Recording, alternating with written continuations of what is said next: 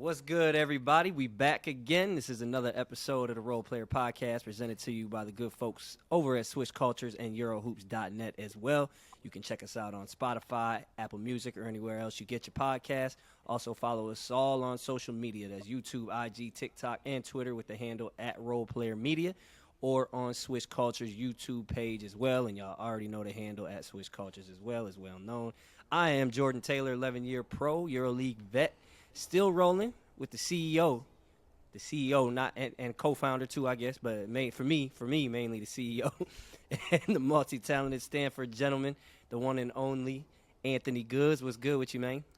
Man, I'm chilling, and just for the fans back home, I seen that brush you pulled out, that All Lives Matter brush. It ain't saving you neither. It ain't saving you neither. You seen it. Ain't not a nail wave on top of there. Hey, my waves. Look, about 10 years from now, I'm about to be balled up here and just have waves on the side, man. Just like that. Come out here and get that turkey surgery. Man, I'm about to come out there to Istanbul and get set up, man. Look, I'm in the neighborhood. I might as well save some airfare and all that, you know. But listen, man, you ever just look in the mirror? I had the brush and I just looked in the mirror. You ever look in the mirror and you line up all right and you like, damn, I'm beautiful. You don't know nothing about that. You don't know nothing about that. Every week. It don't even got to be a fresh cut. You know what I'm saying? It's just sometimes you just got to stop. You walking past the mirror like, damn. You know what I'm saying? It just look good. You know what I'm saying? Good. You'll learn one day, man. But listen, man, we got a really, really good guest for y'all. Speaking of going out to Turkey, man, I'm going to run down all these accomplishments. I'm going to have to look at this because there's too many of them, man. We got a two-time Israeli League champion in 2020 and 21, a Greek League champion in 22, Greek Cup winner, Greek Cup Final Four MVP, and a second-round pick back in 2017 to the Atlanta Hawks, I believe, and also the Gatorade Player of the Year out of California, currently rolling with Fenerbahce out in the EuroLeague. We got the esteemed Tyler Dorsey, man. Tyler, what's up? Appreciate you joining us, man. Appreciate y'all having me. Sure. No doubt, man. We like to show love on the podcast, man. So you know what I'm saying. I know it's been a crazy couple years for you, man. You've been doing your thing, but we gonna start this real spicy in honor of the anonymous player polls in the NBA, man. I want to know who's the most overrated player in the EuroLeague. You can't do that to me.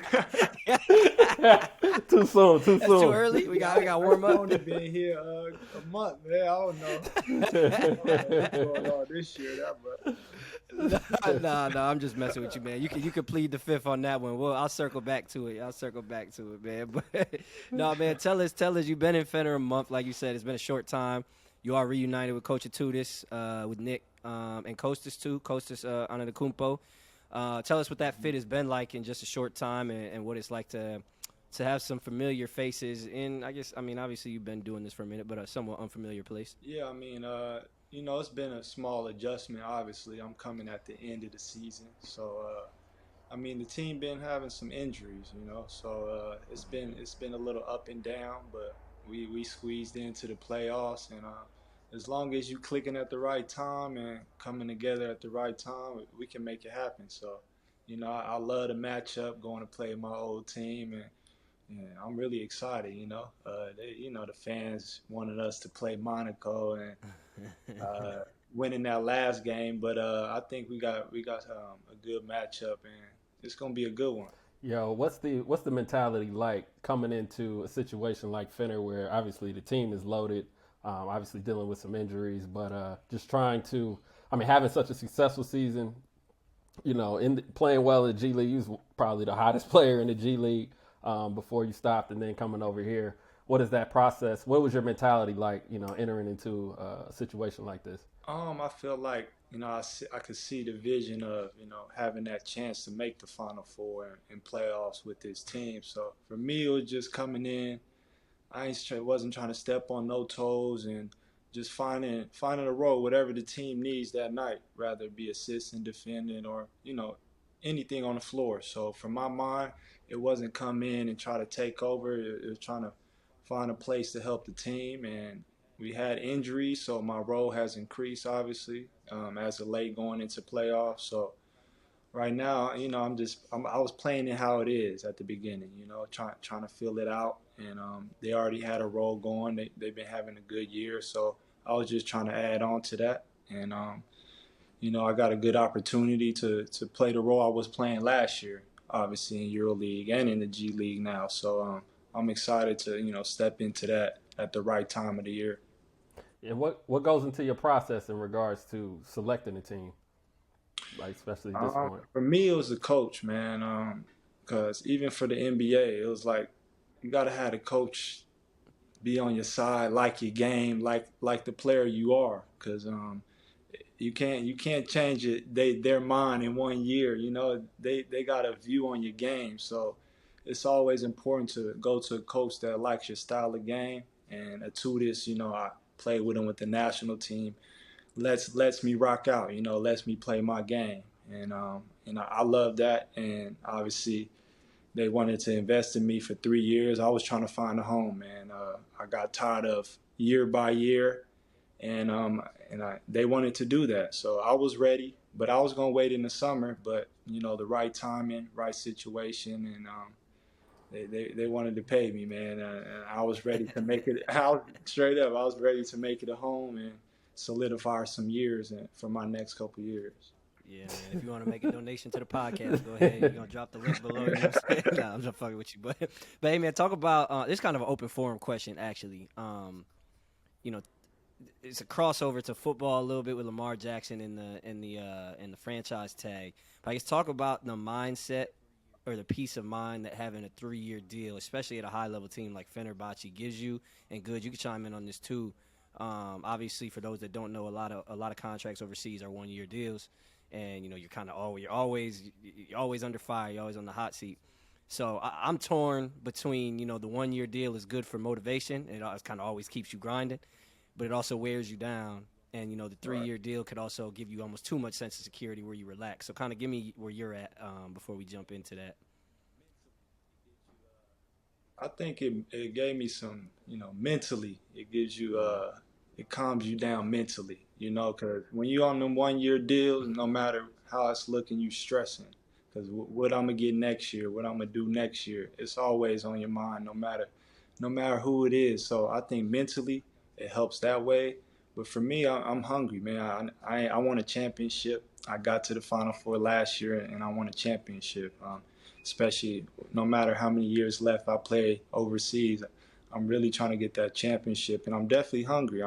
When I play my old team, it's always, different. You have that hunger. You want to prove something. So, like I said, this is God's timing for me. It didn't work out with getting the opportunity with Dallas. Just like many players know that you good enough, but sometimes it just don't work out. And whatever is flowing your way, you got to, for me, I just accepted that. And whatever comes in the future, and I just let things go, because I was trying to always force it. Well, I'm trying to get back to the NBA last year so much that's not the way to do things, and just letting things go in your career, how it's going to be planned, and whatever happens is going to happen. I think in the case of like the multi-year deals, I mean, you get that peace of mind for sure, but also I think it also just depends where your mindset is and where you are in your career. I think when guys are a little older, they got families and stuff, they want that stability and that security. And then also, like Tyler said, he's out here trying to win a championship, and you have a better chance of that, I think, when you keep a nucleus together, a chemistry, you know what you're getting into. But as we know, the majority of guys out here, like, winning a championship is cool, but they out here chasing the bag first. You know what I'm saying? So I think in that sense, you're going to take the 1-year deal. That's the highest bidder.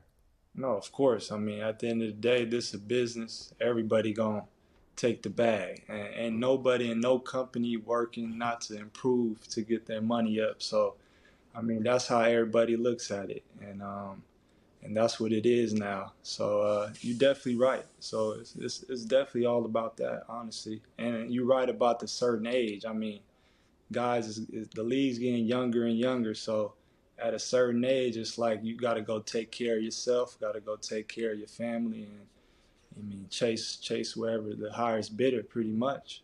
And that's just the business mindset of it. And that's what I learned over my years. And I'm hitting that age where I got to go take care of myself, and whatever the best situation is, you got to go grab it.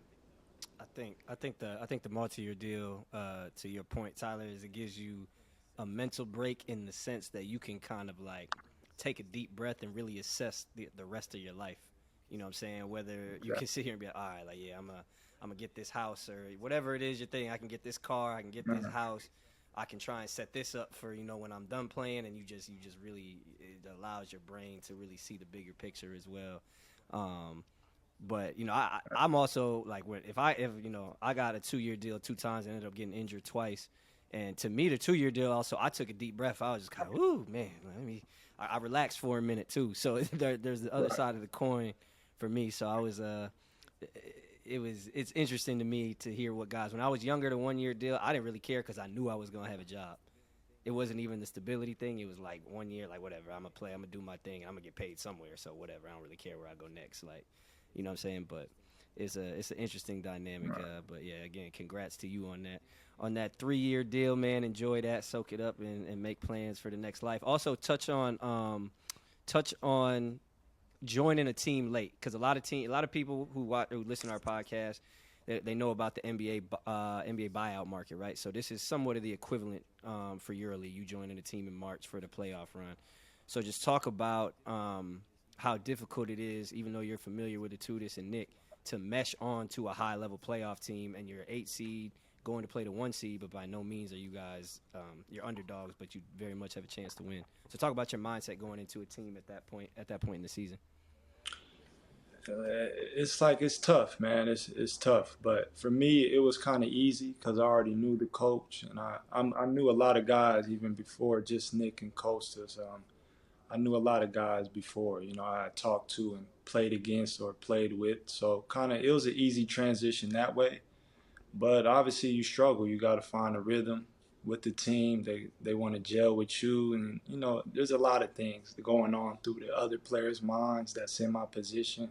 And it's a lot to think about. But for me, it don't matter where I go with time. You just always got to have that dog mentality, and that's what I'm trying to bring. And, I know I have a future here, and we have a future as a team. So it's tough to come at the end, I'm coming real. This is my first time actually joining the team this late. Usually it's halfway or before then. So right now it's a new experience, and I'm actually just learning about this experience, and adding that to this year of all the craziness I had to go through. Without a doubt. But going back to last summer, playing on the Greek national team, obviously you got to play with Giannis. What was that experience like playing with Giannis, and did anything like confirm or change your prior perceptions of him? It's really the small things, man. To the team he got around him, to the weights, just every little detail is to a T, my man. And that's why he's one of the best. And, that's what makes LeBron, him, all the best players. They spending that money on every little detail. And I can see it. I was around the Bucks people that he brings out there, and every single detail. But I think more importantly, when I played alongside of him, the game was so easy. He's drawn 4 or 5 players to him every time he attacks that rim.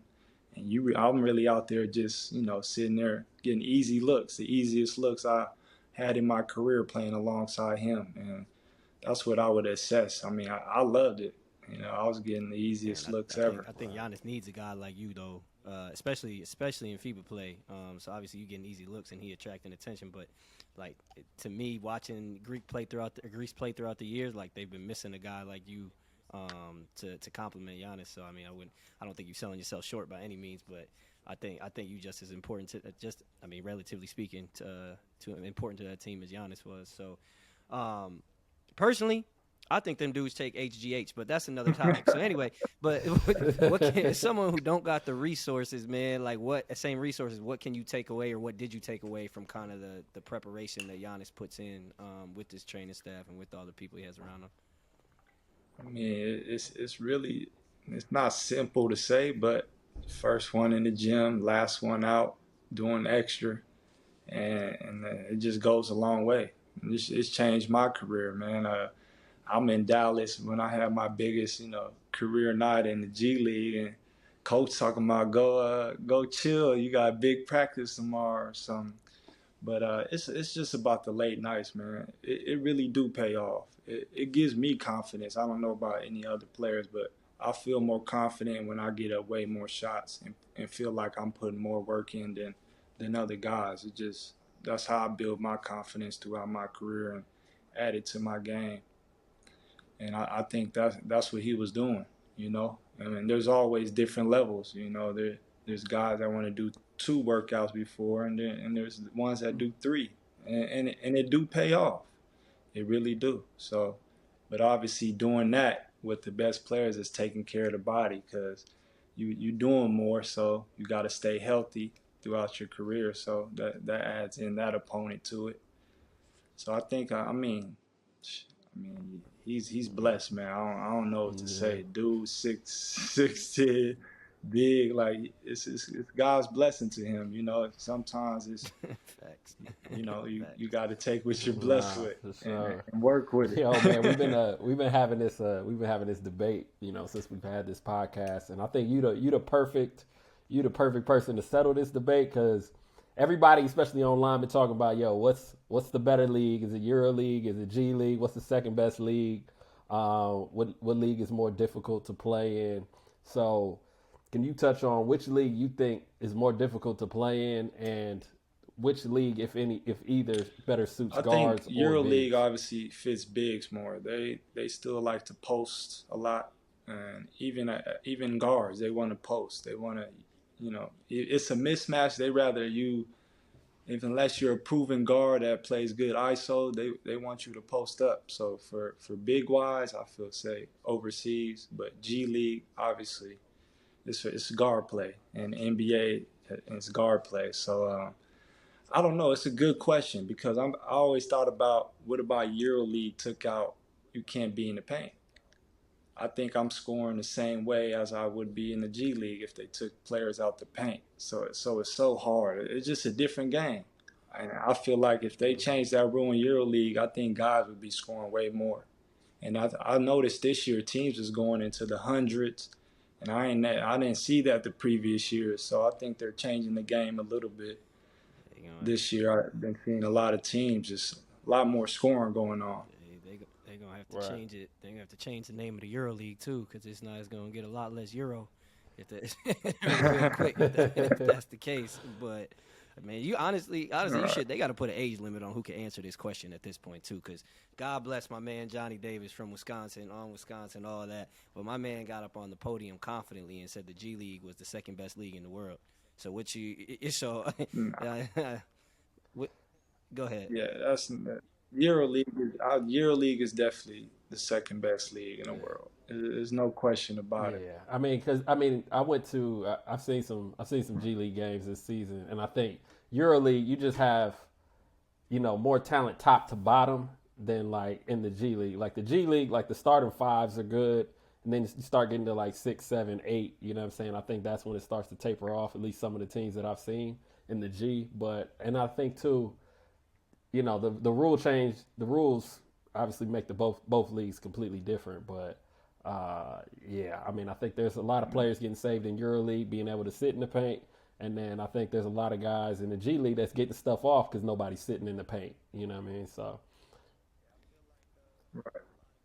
Yeah, I feel like a lot of guys in EuroLeague can transition and take over a G League team rather than if you send a lot of the G League guys to EuroLeague, I don't think they can transition and do that. So I mean, just some of that's on a cultural level too. Like they would just struggle with being over here in general. But yeah, from a basketball standpoint, yeah, it would be tough on a lot of guys, man. It would be tough on a lot of guys for sure. But man, speaking, let's kind of backtrack, go back to the contract thing, man. We're gonna transition inside the L is what we call this next segment. Talk about the G League, but let's talk about the NBA, man. To me, and again, the contracts in Europe 1 year, you got a 3-year deal, which is great. You don't have the same player freedom in Europe. To me, it feels like NBA fans are getting a little restless. So to again continue that conversation, do y'all think that the NBA should kind of change the structure of contracts to take some of that control back from players, because it seems NBA players are super comfortable, which I think is great. I think it's great, player, all that. But at what point do you kind of start making fans mad and becoming less of a watchable product with all the freedom and the antics that, obviously you see Draymond, Luka, guys that just complain. Like, so do you think that's something that's an issue, both of y'all? Go ahead. I don't know. That's a really good question because, I mean, I look at it as the business side. They getting paid so much. The owner's the only one that can say something. Like, what's the coach gonna say? And anybody else, they kind of got that freedom to just do anything they want, and it's tough to change that. And guys is about to get paid even more in the NBA, so it's like, what can you tell them? So it's so hard to answer that. Like, what can change to change that mentality? Like, you see, the Phoenix Suns are valued at $4 billion. The Warriors are valued at $7 billion. This is way above my pay grade, so I'm really just talking right now. But I was lucky enough. My high school coach, he made a lot of money when he was young, and he was actually a part owner of the Timberwolves. So he used to talk about this stuff, and he used to say, like, when he got into the Timberwolves, it was worth like $88 million, and they thought it would never go above $88 million. Then it ballooned to whatever, 100-some million, and then blah blah blah blah blah blah. So my prediction is that this bubble eventually is going to burst in terms of valuation because of some of the antics. I think some of the fans are going to get tired of, like, I don't want to say behavior because that sounds bad, but I think some of the fans could get tired. And, if the game doesn't expand globally the way they want it to, then I think the valuation could burst. And obviously owners don't make a lot of cash on NBA teams. So if the valuations go down or what have you, then the money, they're going to be in the players' pockets. What does the fans getting upset have to do with anything? I think so. You see, ratings are down to a degree, right? Like, here and there, ratings are down. I think ticket sales are going to start going down, even though ticket revenue is going down as a share of NBA revenue. But if ratings are going down, maybe this TV money isn't the same. You got to get the TV money from somewhere. A lot of it's coming from international now too. But to me, it's like, if fans aren't watching the product or get tired of the product, then you start to have a trickle down effect potentially. And again, this is way above my pay grade, so yeah. Right. I mean, but I think, like, whoever the athletes are, it's not like they're leaving the league. They're requesting trades or whatever and going to a different team. So it's like the product is it's kind of like a game of musical chairs. And yeah, it's gonna turn, like, maybe it'll turn a Dallas fan off if Luka and Kyrie leaves or whatnot. But then if they go to Utah, now there's going to be, a plethora of, like, Utah fans that just pop up out of nowhere. So I think the game is probably best where it's at, with the players having control, with the players, doing their antics and whatnot. I mean, it never got to this level until we started giving players a voice anyway, until you started having people rant and, do certain things at the podium. And I think that's where, like, football, baseball, hockey in the United States, I think that's where they're kind of missing out, because you don't really hear these guys. You don't even know these guys walking down the street for real unless you follow the sport. But football's still killing basketball, though. Nah, for sure. I mean, it's been number one for decades longer than, the NBA. But we can't sit here and say the NBA is not gaining ground. I feel like fans, they love drama, man. All the trade, normal people love, reality TV, all this drama. So I think it feeds into the fans, and I think EuroLeague also needs to shift their way on, like, players having a little more control of things, because most of the time it's, the head coach gets all the control, and I think it should be shifting a little bit, I'm not saying it's the NBA, but just a little bit of shifting the control where players have more control of more things and different things, and, having the last say on some things as well. That's why we need you to call Micic a bum on live podcast right now. Tell him, call him back.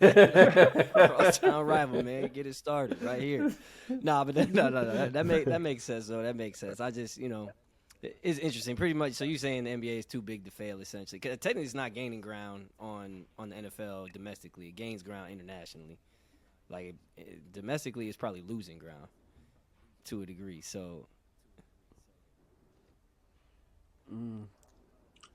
Yeah, I don't know if people are gonna Yeah, like basketball over I don't think football that's more. I Nah, just don't see it. anyway. I don't think that. I don't think that'll happen. Yeah. No. Anyway, we'll cork that one, man. Let's get back. Let's get back to you, man. Break down your time. Obviously, you've talked about your crazy couple years. Drafted in 2017, spent time with Dallas this year, time with Atlanta. You played what? You played like 52 games for Atlanta in 2017, something like that. Average 7-8 points a game in 17, 18 minutes. Good Yeah. production, man. So first, before we get into the questions, kind of break down your time in Atlanta first, and then your time in Dallas, where obviously you didn't get the same opportunity. Yeah, I mean, that was just an exciting time, you know. My life changed, get drafted, and I fell in love with the city of Atlanta, you know. I'm into real estate right now, so I wish I had got some real estate when I was there. But I had, you know, waited too long and didn't get it done. But I love my time in Atlanta. I was with Coach Bud. He was coming off, you know, those good teams he had in playoffs, and you know, he was in a small, you know, a rebuild. So, you know, that's not what type of coach he is. He's more with the playoffs and veteran type of guy. So, you know, I got to play at the end of the season where, you know, most guys get their opportunities when they're not trying to make the playoffs. So I got most of my games in, you know, just learning as a rookie. And I learned pretty fast about the business next year because I got traded to Memphis. But also, you know, was with Coach Bickerstaff, and you know, I loved all my coaches. You know, I ran into. He gave me a great opportunity there to finish the season off, and got to play with Dylan Brooks. You know, and he, I know all the junk going on with him right now, but if you knew him before, you know he liked that. but it was a good stretch. You know, I learned a lot, and that's why, you know, when I went overseas after those years, I wanted to get back and get that chance, and I was all in, man. They wanted to pay me Fenerbahce before that, but you know, my mind was stuck on you know, getting that chance again, and it just didn't work out with Dallas.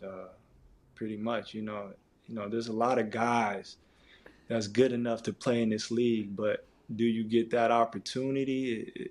It might not never come, you know, and that's unfortunate. And that's how, you know, that's how people's career go, and that's just mine. You know, that year just didn't happen. You know, they weren't looking for a type of player like me, and I just didn't get that chance to, you know, play some games in the league. And most of my time was in the G What League. was your What was your thought process prior to signing the two-way with Dallas? How did you imagine it was going to go? I I had to work for that two-way. I had to go in. I did a workout, and they liked what they see from the workout. So pretty much none of my EuroLeague stuff got it done. It was pretty much the workout, me meeting them, and that's what pretty much how I got my two-way. And it just went from there. But you know, when you're a two-way or minimum guy, you at the bottom, and sometimes you gotta fall in your lap, kind of injuries, the guys getting injured in your position, and just a lot of things got to fall your way to get that opportunity sometimes, and sometimes it doesn't, and sometimes the coach is not looking for your type of player, and you're not in the right system or the right team at the time. So it's a lot of different things, and I think, you know, it just didn't fall in place for me in Dallas, but I definitely enjoyed my time there. You know, I just have like a tough thing with the NBA, man. Like you have so many talented players in EuroLeague, and I'm not saying everybody deserves it, but you know, to just throw these type of players at the end of the bench like a rookie, you know what I'm saying? It's kind of crazy to me.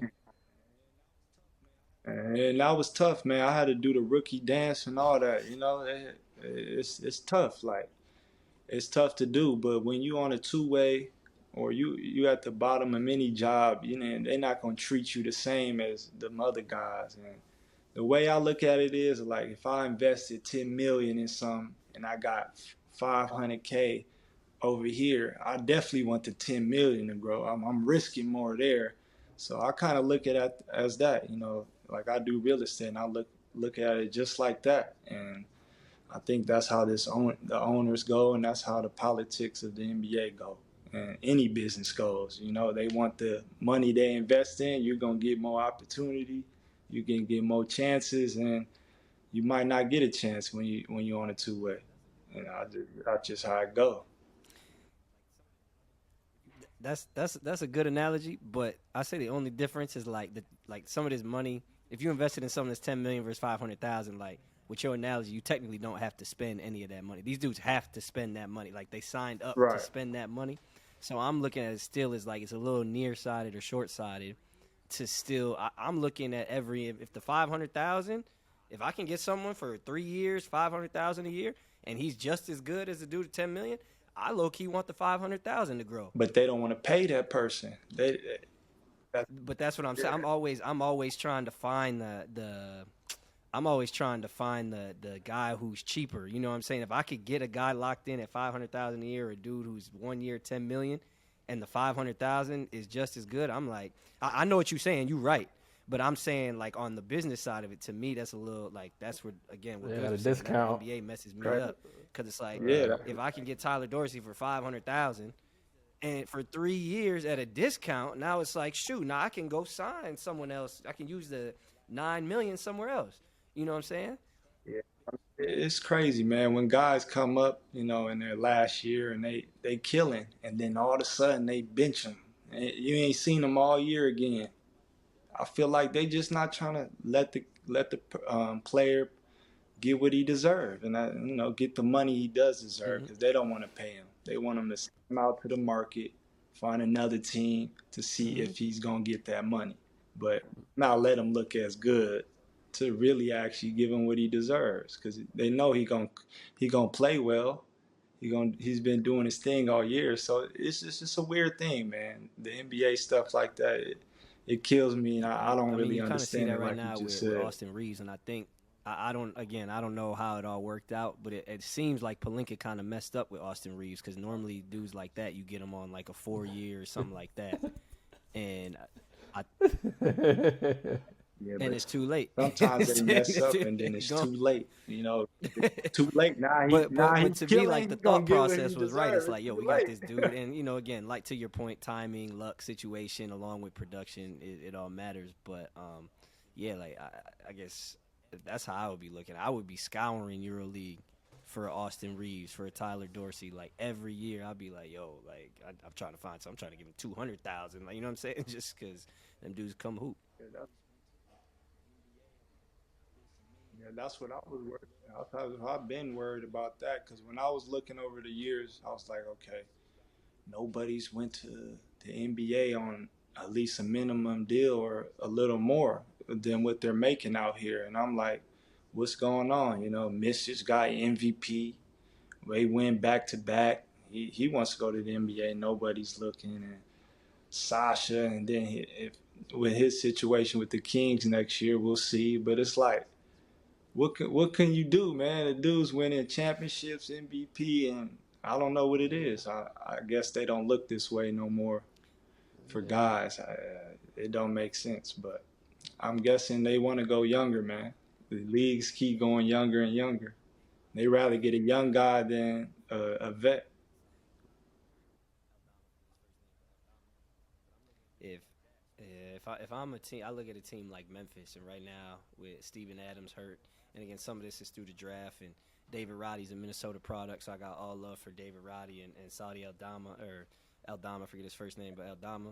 But I'm looking at dudes like that, especially now, and I'm like, damn, you could have a EuroLeague dude for cheaper, who's got more basketball experience out there helping out with Ja Hurt, with Steven Adams, who probably going, I don't know, to me might give you more It would production. it would definitely make sense for It is. playoff teams, because That's yeah, but it is what it is, man. You talked about. I mean, I think you've been from what I've seen as far as European guards, probably one of the more consistently productive players in the past 5 years. You know, you killed G League, EuroLeague, NBA. I watched the NBA game, Dallas game. I think you got in for like a minute and a half, and I think you had like 12 points in a minute and a half or something crazy like that, man.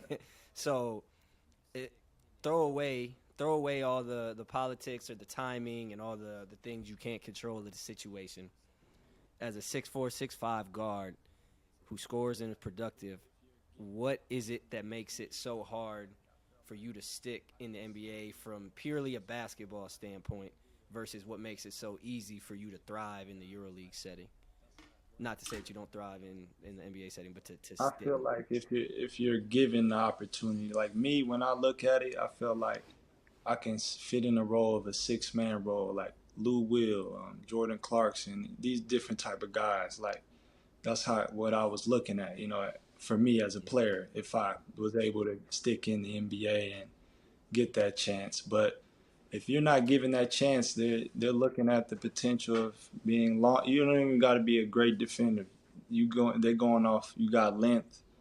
You can guard threes, fours, and that's what they're looking to put around. The good players is players that can defend. You know, it's a lot. It's not a lot of teams that's looking for a Lou Will type of player nowadays. They're looking for the long 6'7" wing that can defend, and 3 and D. I think 3 and D is above a Lou Will's coming off the bench now. I think that's a yeah. That the 3 and D is above that now. I think for NBA teams.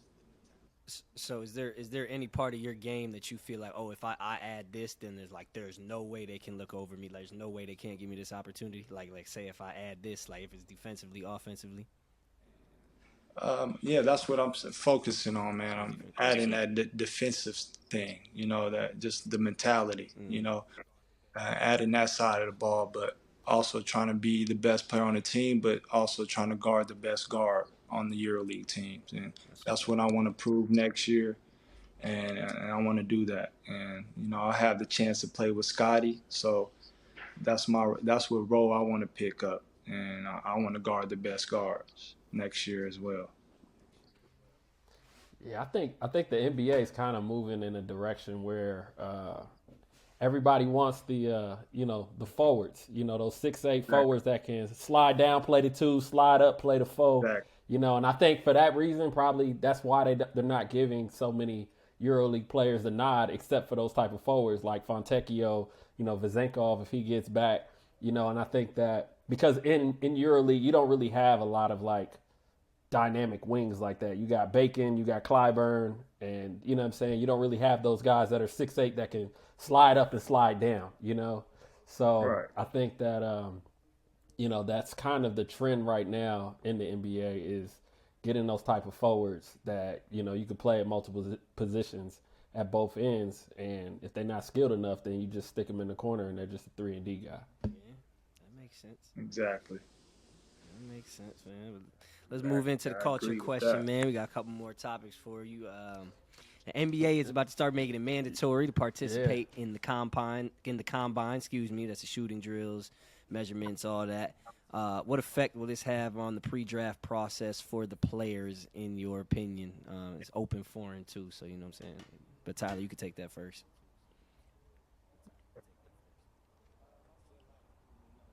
I feel like we get to see some things from the top five guys. Most of those guys that are guaranteed, not guaranteed, but going in the top five range, top 10. They don't really do the combine. You don't get to see nothing from them.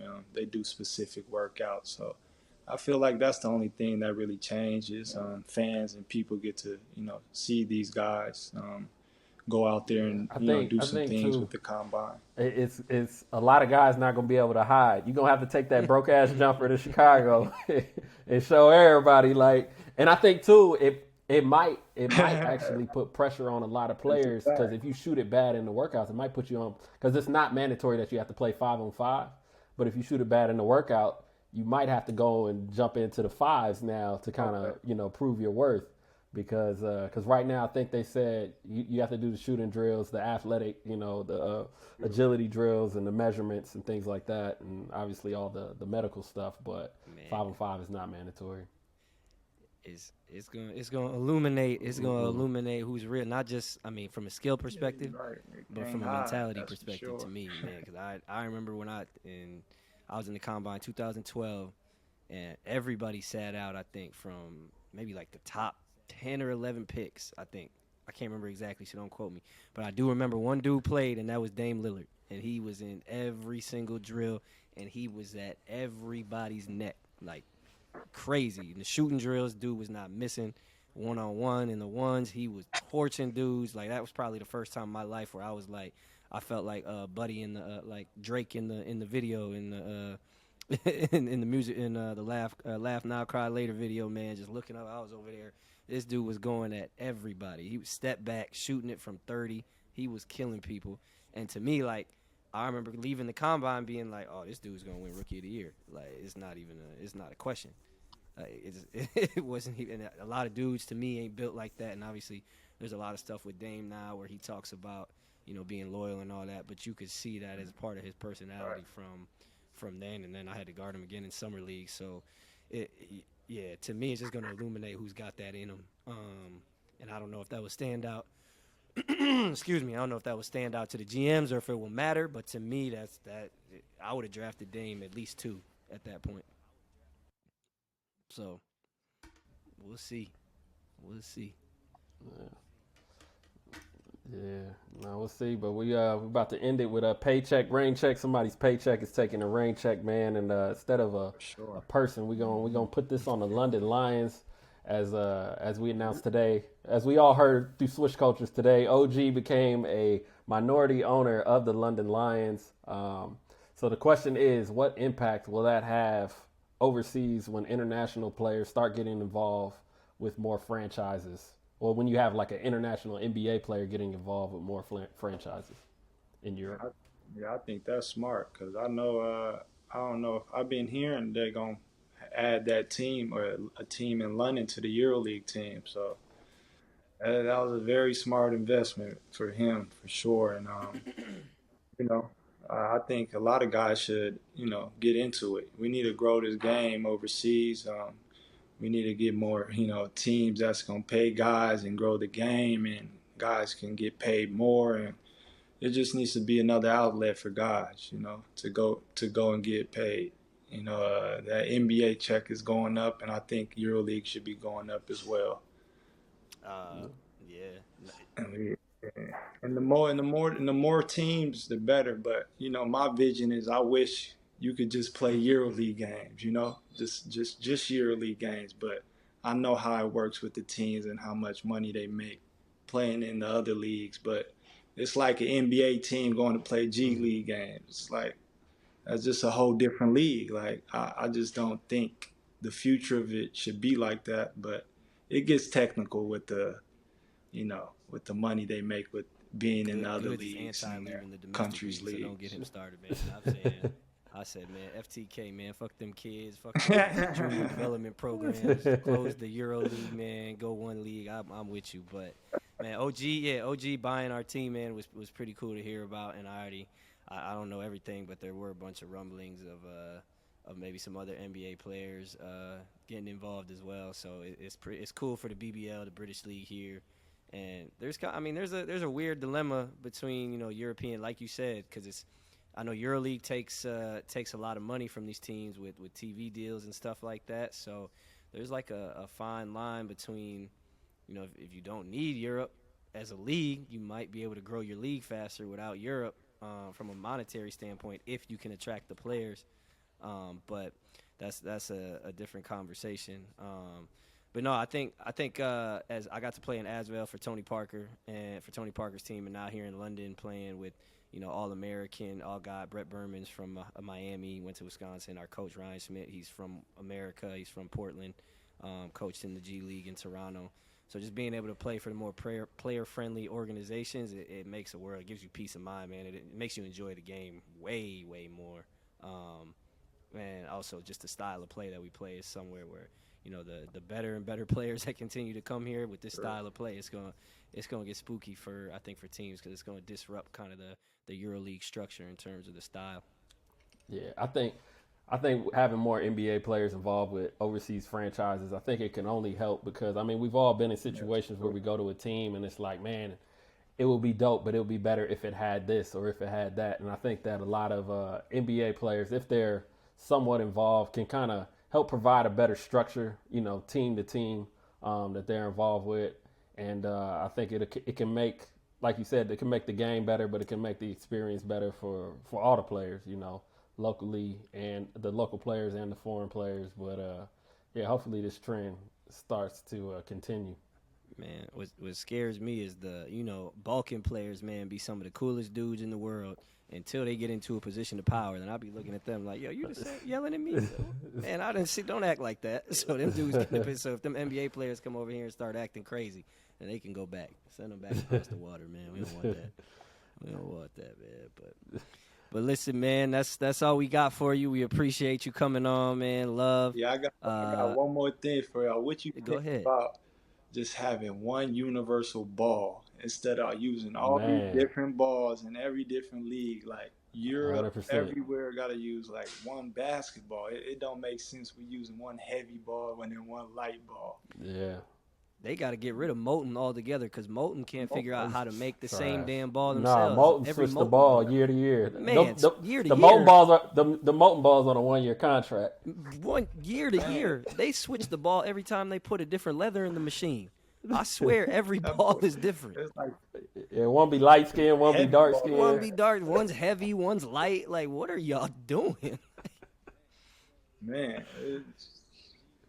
just need that. Just one ball. I think they should just go ahead and get the Wilson ball. Get that NBA ball over here, man. That would be love. That would be love, man. All right. That's it. That's all you got. We good?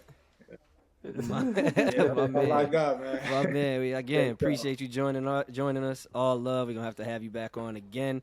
Good luck in the playoffs. We hope you take down your old team. A lot of success, all health. And again, this is the Role Player Podcast. Go check us out on YouTube, Twitter, TikTok, or IG with the handle @RolePlayerMedia, or on Swish Culture's YouTube page. And you already know @SwishCultures is the IG handle. I am Jordan Taylor. That's Anthony Goods and Tyler Dorsey signing off, and we'll get with y'all next time, man.